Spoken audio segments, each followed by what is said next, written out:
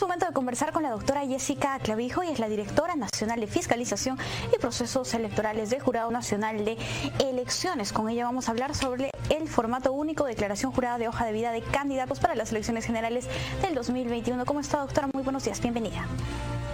Gracias, Paloma. Como siempre, gustosa de poder acompañarlos en JNTV, sobre todo en un tema tan importante como es la declaración jurada de hoja de vida. Así es, doctora, y nos gustaría que nos comente cuáles son estas modificaciones que se ha dado a esta declaración jurada de hoja de vida. Bueno, la declaración jurada de vida es un instrumento que ya hace muchos años se encuentra inserto en la normativa nacional y ha tenido diferentes cambios, modificaciones que se han dado a lo largo de estos años. Incluso se han aumentado algunos rubros. Pero todo esto con el afán de poder tener espacio suficiente, características adecuadas en el formato para que los candidatos puedan consignar la información que es requerida por ley. Esta información que se declara por parte de los candidatos al electorado es información que está establecida en la normativa electoral, no es información que de manera arbitraria solicite el organismo electoral, sino que está establecida ya dentro de los parámetros generales que establece la Ley de Organizaciones Políticas en el artículo 23. Así, los candidatos presentan sus declaraciones juradas a la organización política de manera inicial, porque la presentan en el marco de las elecciones internas, en el ejercicio de la democracia interna. La presentan a la organización política y posteriormente son ingresados al sistema del Jurado Nacional de Elecciones, con lo cual habilita toda una plataforma que aloja esta información. Doctora, ¿cómo se hace el llenado de este formato único de declaración jurada de hoja de vida y a través de qué medios se hace llegar al Jurado Nacional de Elecciones? El Jurado Nacional de Elecciones va a habilitar una plataforma para que se ingrese el registro de la inscripción de los candidatos. Parte de estos documentos que se presentan tienen que ver con el formato único de declaración jurada de hoja de vida.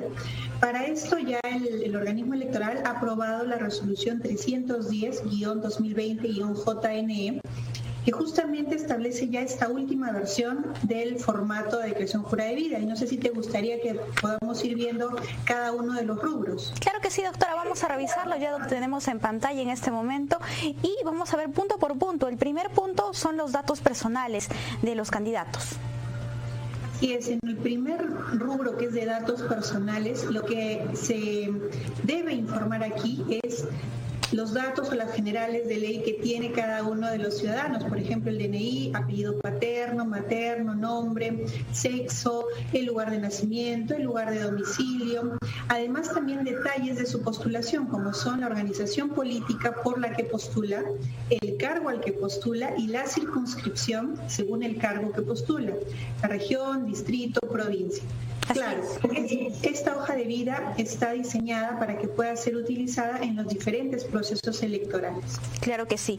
En el segundo rubro, doctora, se habla de la experiencia de trabajo en oficios, ocupaciones o profesiones. Así es, en este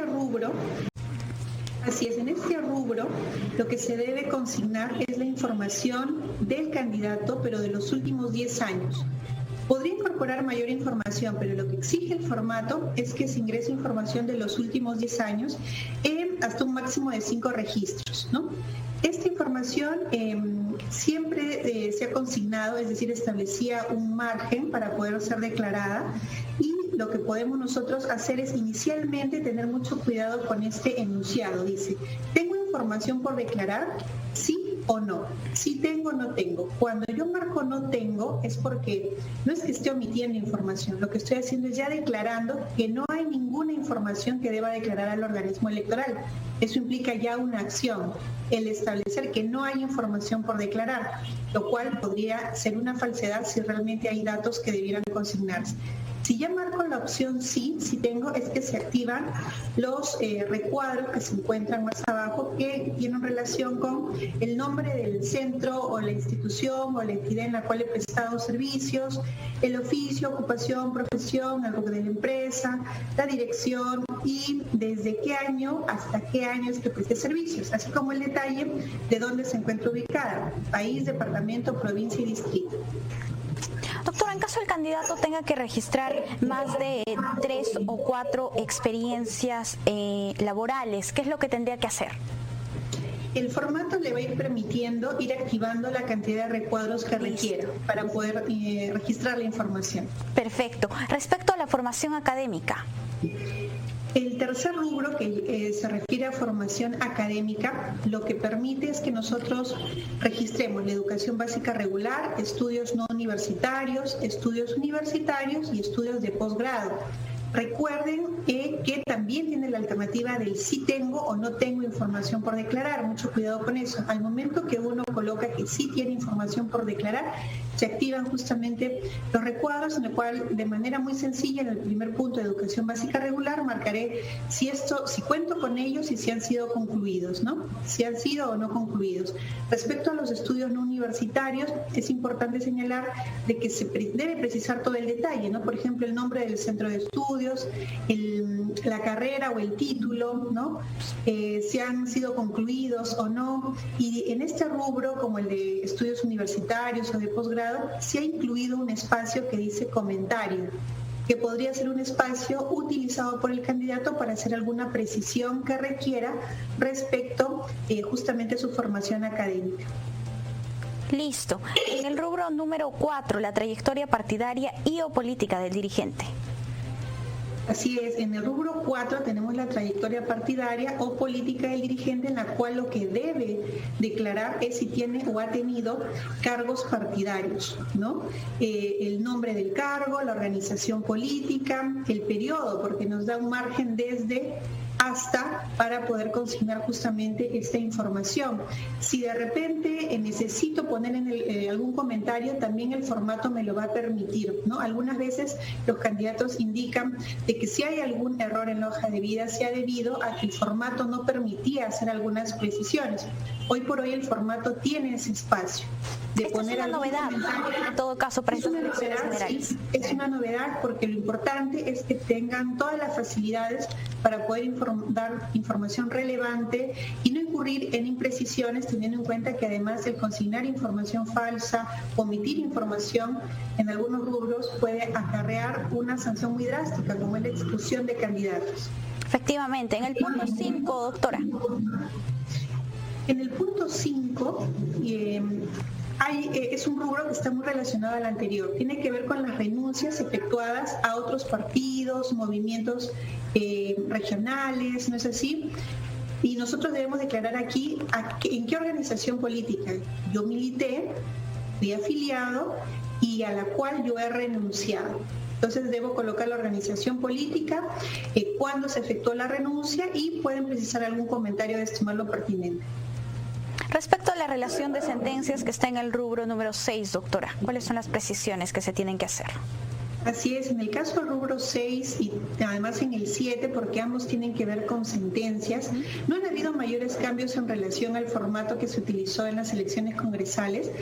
Y básicamente lo que se debe insertar aquí es información, por ejemplo, en el ámbito penal, del número de expediente, la fecha de la sentencia, el delito, el fallo o pena que se haya impuesto, así como la modalidad de la sentencia. Por ejemplo, si fue una pena efectiva, una pena suspendida, una reserva del fallo, es importante declararlo. Así, en el rubro 7, que tiene que ver también con sentencias, pero en el ámbito civil, lo que debe declarar el candidato son aquellas sentencias que le hayan sido impuestas en materia laboral, contractual, familia o violencia familiar.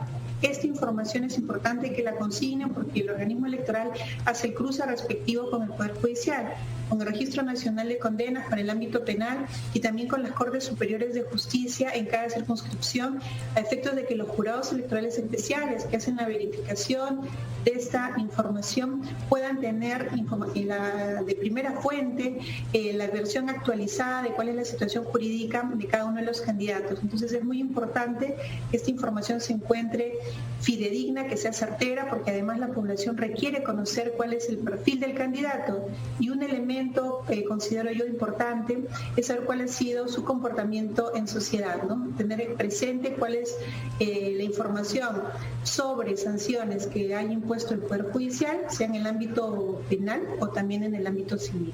Efectivamente, sobre todo en el marco de la transparencia. Doctora, cabe precisar que las personas que han sido sentenciadas en primera instancia por un delito doloso no podrán postular a estas elecciones y que si alguno pretende omitir esa información, de todas formas con el cruce de información que realiza el Jurado Nacional de Elecciones va a ser detectado. Así es, los jurados electorales especiales harán en el momento de la calificación de las solicitudes de inscripción de candidatos el cruce correspondiente, porque eso ya, además de ser fiscalizado en las hojas de vida de manera previa, en la etapa de la calificación de las candidaturas, como este es un requisito, o mejor dicho, es parte de los impedimentos para postular, porque en la etapa de calificación lo que hacen los jurados electorales especiales es verificar si cumples con los requisitos y además tener claro que no estás inmerso en alguno de los impedimentos. Entonces, en esta etapa de calificación es que se deberá detectar si algún candidato cuenta con sentencia en primera instancia por delito doloso. Claro. Bien, vamos al siguiente punto, doctora, que es el número 8, en el que se detalla la declaración jurada de ingresos de bienes y rentas. Y es que aquí hay que prestar especial atención porque recordemos que en procesos pasados se han generado incluso tachas y exclusiones debido a un mal llenado de esta parte de la declaración jurada de hoja de vida. Tiene mucha razón, Paloma. Este rubro, que además no estuvo inicialmente consignado en aquellas primeras hojas de vida que presentaban los candidatos. Incluso era un rubro opcional. Después se convirtió en un rubro obligatorio.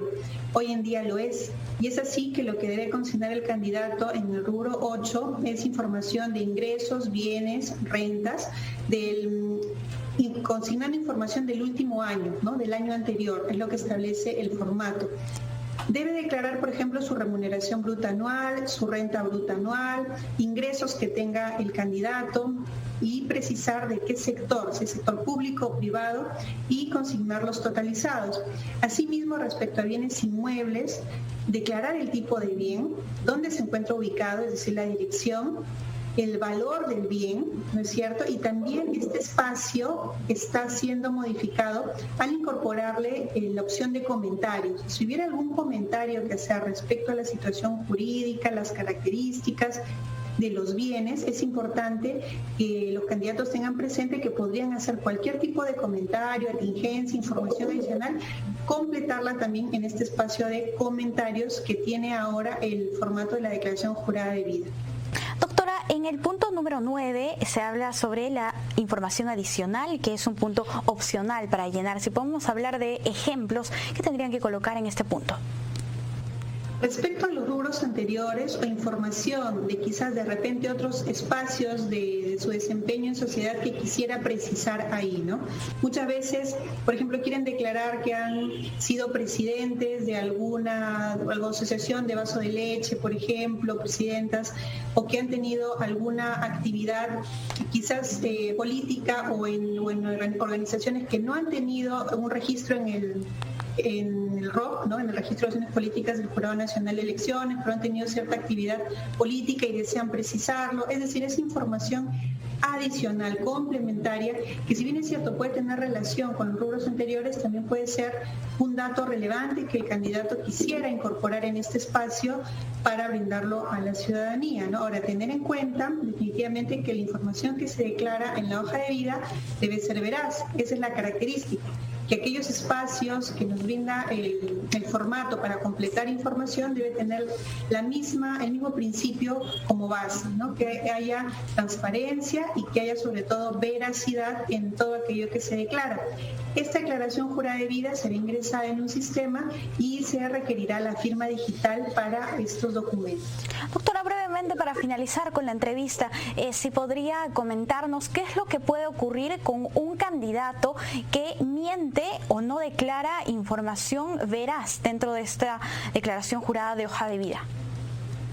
Bueno, la sanción es drástica porque al incorporarse información falsa o, en todo caso, encontrarnos en el supuesto de que ha omitido información, podría llegar a la exclusión del candidato. Es decir, los jurados electorales especiales podrían excluir a ese candidato que se encuentra en contienda electoral.